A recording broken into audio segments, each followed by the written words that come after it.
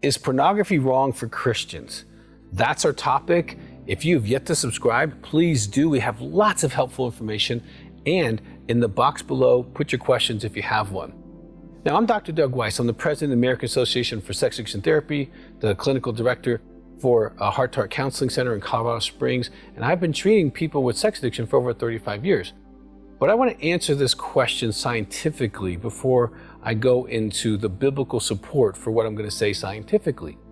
Because a lot of Christians have justified looking at pornography, and they've gotten into trouble and all kinds of things. So I want to walk through this in several different ways. Number one, science. Science tells us that when we have a sexual release, we get the highest level of endogenous opiates, hits the prefrontal cortex of the brain, and boom, you get this huge chemical hit, bigger than anything in your life, actually, as far as naturally. And whatever you're looking at that point of release, you literally glue to, attach to, hunger for, and crave, and you want to repeat again. And the only reason someone wants to watch pornography is because they've watched pornography, okay? But what happens is you literally attach to that.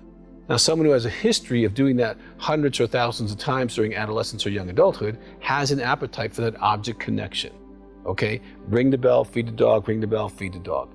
Now, that is what is driving oftentimes the desire to look at pornography was a previous exposure to pornography. And even some of that was sexual abuse because of the age of which you were exposed to that information. And so from a scientific perspective, we know, ring the bell, feed the dog, that person's going to desire and hunger whatever that object is, and they're going to want object sex. They're going to want that type of sex, no matter what type of sex that is, okay? And they're going to pressure their spouse into fitting into what they're watching on their video world sexually. And that may not work for the partner and create a lot of pain in the marriage for sure, because it's not who the partner is. The partner is not an object. The partner is a daughter or a son of God who wants to be made love to relationally, okay? Now, the scripture behind the science is 1 Corinthians 6:18. It says, flee sexual immorality because all sins are outside the body, but he who sins sexually sins against his own body. And that means ring the bell, feed the dog, ring the bell, feed the dog. You create, James 1:15, first lust and sin, then death. Now, lust, you can't look at pornography without lusting, and lust is pretty clear in the scripture. Don't lust after your heart and for her beauty. First lust and sin, then death. Okay, lust is a seed and it grows over time. So you don't see that lusting after pornography right now is going to give you lower sexual satisfaction, the propensity to cheat and lie and have a secret world. That moves into the sin stage, and then death, which can lead into divorces and broken families and broken ministries. Okay, and so lust is guaranteed to become death. There's no way it can't unless you stop doing it. Okay, and if you're stuck in that situation, get accountable to someone of the same gender or call our office. We have groups, materials, you can be free. Now, the other reason that pornography is so dangerous is because research shows that you begin to objectify women. And so, or men, if you're looking at men, and what happens is you can actually create an intrigue addiction where maybe you're not doing anything wrong, but you're objectifying them, you're scanning them, you're having these little flirty conversations or nice friendly conversations. We have a whole DVD on intrigue addiction. You know, you happen to know the coffee person's name, the waitress's name, the banker's name, but they're all opposite sex of you, and you have these little intrigue things that you do at the gym, even at church, okay? And so it sets you up for open doors, which is another reason why it's wrong. Because if you're looking at, say, you know, blonde people in your pornography and in your connection to that are a certain body type, and your spouse is a different body type, maybe they're brunette, as soon as you see a blonde who looks like the person in the pornography, you are going to be hugely aroused and attracted to them, and they might be the worst person in the earth, but you will have a strong attraction to go talk to them, want to know them, and connect to them. And that can lead to very bad doors, because the kind of person you're looking at pornography is not a safe person, is not necessarily a good mom, and not connected to Jesus in any way, shape, or form. And so you're actually setting yourself up for destruction. Now, I'm not telling you that because I'm trying to be mean. I'm telling you that because I've worked with 5,000 people who have done all of these things. And they've ended up in my office, and I'm thankful that Jesus sent them to us. Heart-to-heart counseling is an epicenter for healing in sexual addiction, infidelity, and intimacy anorexia. And that's another reason pornography can set you up not to desire your spouse, okay? Intimacy anorexia is where you actively withhold spiritually, emotionally, and sexually. So a man or woman is looking at pornography several days a week, okay, having sex with themselves, but they haven't had sex with their spouse in any connected way for weeks, months, years, or decades.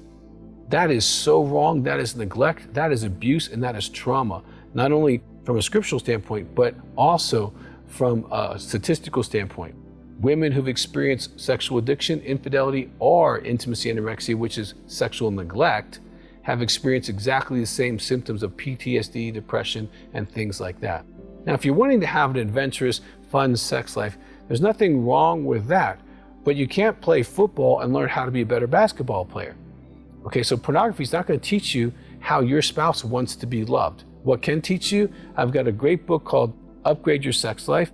It walks you through the 5 different sexual expressions. Your spouse and you are different, most likely, and you can learn what to say during sex. You can learn how to invite each other. You can have a sexual agreement. You can decide on your guard and what really is you both are enjoying and is acceptable to both of you without pressure. There are incredible sex life. You know, research shows that godly women, religious women, have the highest level of sexual satisfaction because they're relationally connected during sex. So if you're a couple and you're struggling in this area, trying to decide, I hope I've helped you. You know, but if you are addicted and this is what you're demanding from your spouse, you need to get help.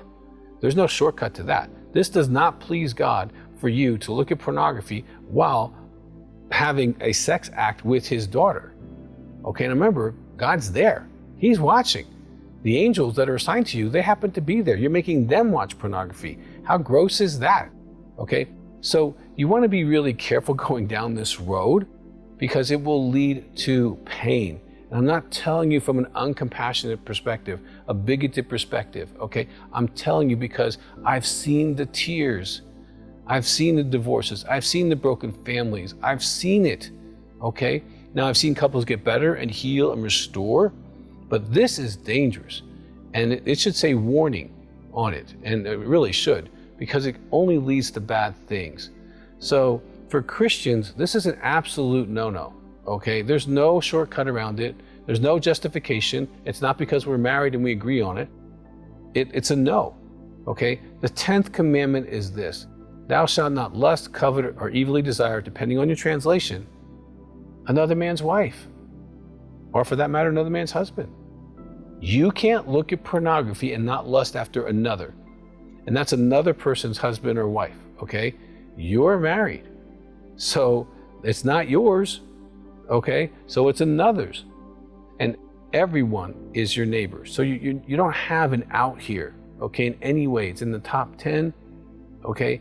Lust is always wrong, and you want to avoid this from a scientific perspective, from an economic perspective, from a relational perspective, and there's no way you can say Jesus is telling me to look at pornography. Well, if Jesus isn't telling you to look at pornography, then it's not obedience to Jesus. And if it's not obedience, it's sin. To him who knows to do good and doesn't do it, it's sin. You know not to do pornography. I hope I've encouraged you as to why not to. And I know there's going to be some women who share this with their husbands, and sir, you need to be corrected because this is the wrong thing to ask your wife to do. Okay, if you have an addiction, I compassionately ask you to call our office, set an appointment, and start getting better instead of pressuring you, God's daughter. Okay, now remember, God's not just your father, sir. He's your father-in-law, and he does not like what you're doing. Okay, he is not into that. He does not want his daughter compared to another woman sexually. He does not want his daughter looking at other women or men sexually. That is defiling her, and you don't have the authority to ask her to defile herself sexually to meet your appetites that have been created in sin and will lead to death. You do not have the right to do that. And ma'am, you do not have to capitulate here.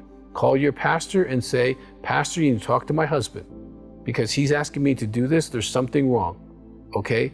And let your pastor deal with him, okay? And if not, go to counseling. If you don't want to talk to your pastor, go to counseling.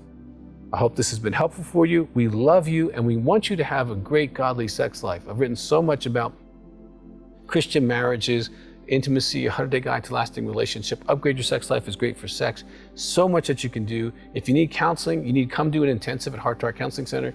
We would love to see you heal and be fantastic with each other in every way, spiritually, emotionally, sexually, financially, in every way, be whole and well.